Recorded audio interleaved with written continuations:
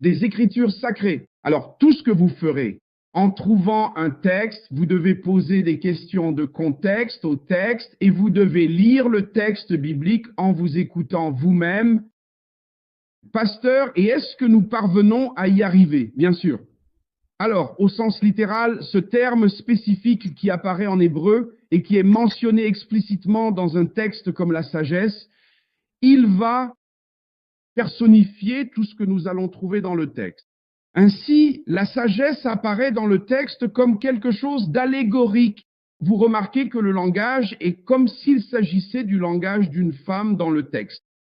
On remarque qu'il semble que cela soit lié à une femme. Ainsi, la parole est comme si c'était celle d'une femme conversant avec le maître de la création. Alors, elle va montrer ici que Dieu, elle l'a possédé. Ainsi, ce texte apparaissant comme s'il s'agissait d'une femme, nous allons pouvoir observer et constater qu'il s'agit en réalité d'une figure poétique et d'une caractéristique emblématique et typique de la littérature de la Sainte Bible. Nous allons donc retrouver cela comme une forme de sagesse, donc quelque chose de sapientiel. C'est pourquoi on a l'impression que c'est une femme qui parle dans le texte et elle va se présenter comme si Dieu avait été quelqu'un qui l'avait possédé. Alors, quel est le but de cela, pasteur? Le but est de montrer que la sagesse n'est pas seulement une idée. La sagesse n'est pas seulement une idée, mais elle est quelque chose de vivant. Elle est quelque chose d'actif. Elle est essentielle pour orienter ce que nous devons comprendre comme Dieu, un être créé sans que personne ne l'ait créé. S'il est un être auto-existant. Alors, d'un point de vue maintenant théologique et du point de vue juif traditionnel, cette sagesse est donc quelque chose qui va permettre d'attribuer à Dieu, le Tout-Puissant, le fait d'être un être éternel. Donc, avant toute chose, avant même que tout ne soit créé, d'éternité en éternité, il demeure immuable. Dieu, alors, aurait-il été un être créé?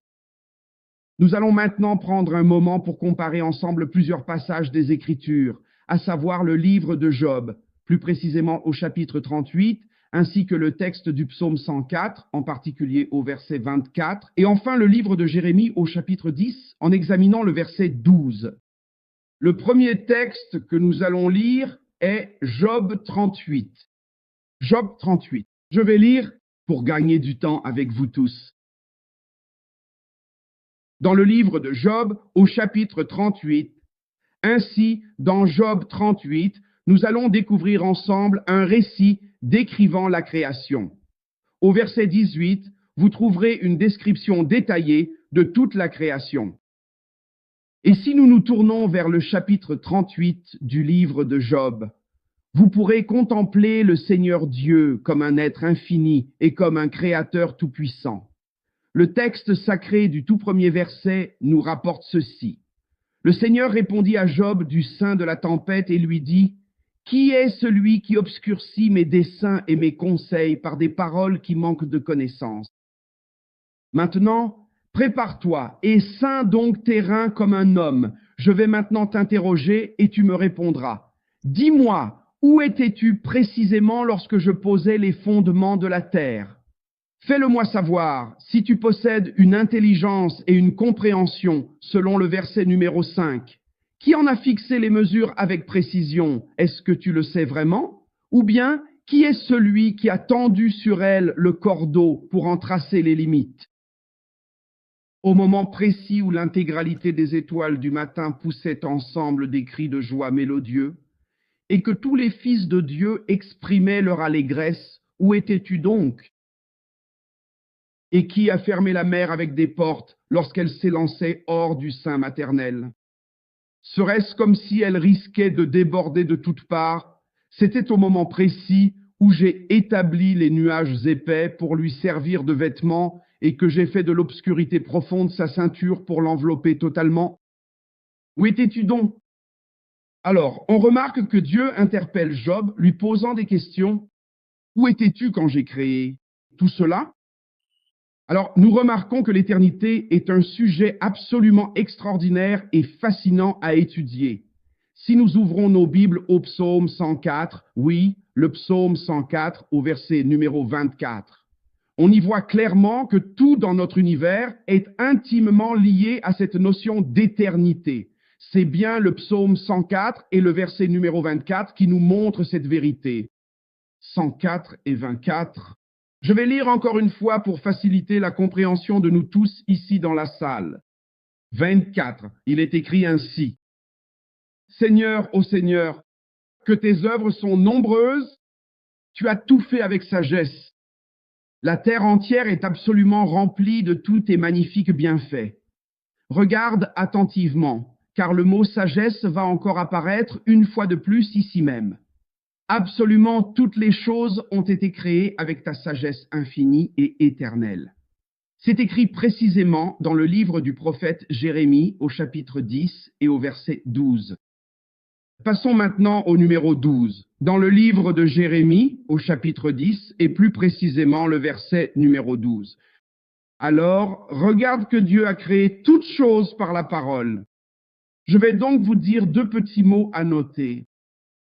10, 12 dit ceci dans Jérémie.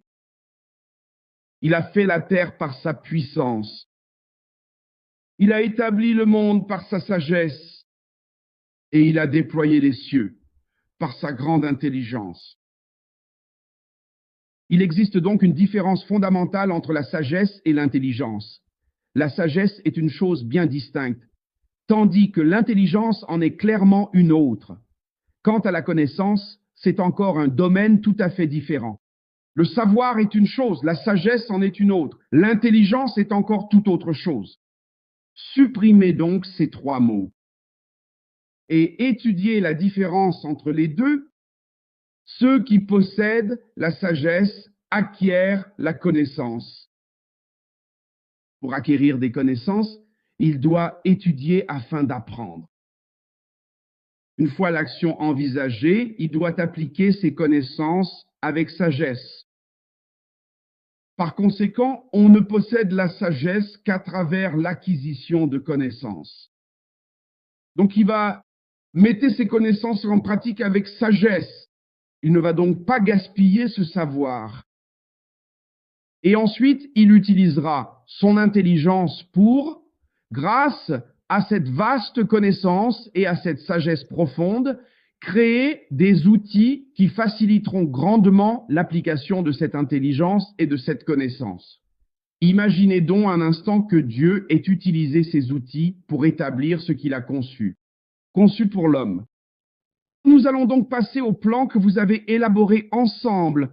Regardons dans l'Évangile selon Matthieu au chapitre 24. Oui, Matthieu 24, puis Matthieu 25 et le verset numéro 34. Matthieu 24, 25, verset 34.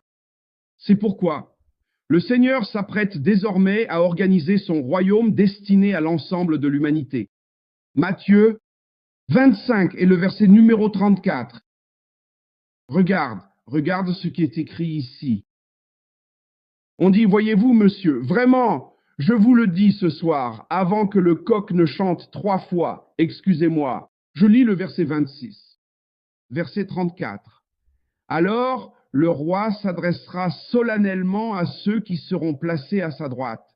Vous qui venez de la terre bénie de mon Père, venez prendre possession du royaume, ce qui a été préparé pour vous depuis la fondation même du monde. Ainsi, dans l'éternité passée, Dieu avait déjà entièrement planifié le salut de l'humanité. Jésus, maintenant, dans une conversation avec les disciples, va faire une déclaration dans Jean 14 en disant ceci, « Que votre cœur ne se trouble pas. Ayez foi en Dieu, ayez aussi foi en moi. » Regardez maintenant ce qu'il va dire. « Dans la maison de mon Père, il y a beaucoup de demeures. Et si ce n'était pas le cas, je ne vous l'aurais pas dit. Je vais vous préparer une place. Et après que je serai parti d'ici, voilà, sachez qu'il y a des Bibles là-bas qui sont falsifiées. Je connais plus de 3500 erreurs. Hein? Traduction de la Bible, ce n'est pas que la Bible soit erronée, la Bible est inhérente, la Bible est infaillible, elle est la parole de Dieu, mais les copistes, lorsqu'ils ont fait des traductions de la Bible, ils ont réalisé certaines traductions et ont fini par faire quelques falsifications de la Bible. Voyons 2 textes falsifiés dans certaines Bibles. Oubliez cette Bible que nous utilisons maintenant, cette Bible d'études que vous avez en main, et prenez n'importe quelle Bible que vous avez à la maison et lisez-la moi.